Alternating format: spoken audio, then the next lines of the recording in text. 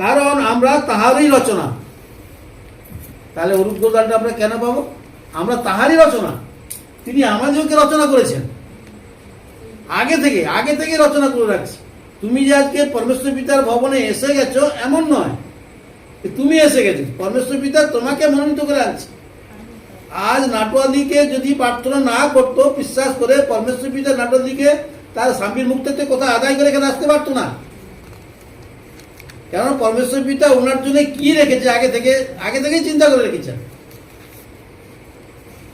আর সেটা পরিবর্তন করলো। আমরাও প্রার্থনা করেছি, আরো ভবনে অনেকে প্রার্থনা করেছে যে উনি আসবে আর বাড়ির লোকের মত নিয়ে আসবে। তো পরমেশ্বর পিতা কাজ করে দিয়েছেন। সেই জন্য আমরা তাহারই রচনা, পরমেশ্বর পিতা আমাদেরকে রচনা করেছেন তার কাজে লাগার জন্য। কেন আগে থেকেই চিন্তা করে রাখছেন তিনি। আজকে যে আসছি বলে এমন নয়, কেউ আমরা আসি এসে চলে যাই, কেউ অনেকক্ষণ থাকি, কেউ মাঝে পালিয়ে যাই, এগুলো তো কাজ নয়। পরমেশ্বর পিতা কার জন্য কি ঠিক করে রেখেছে পরমেশ্বর পিতা জানে, কে তার। সেই জন্য আমরা সর্বদাই যেন সেই ঈশ্বরের প্রতি মন রাখি, ঈশ্বর যখন মন করে রাখি।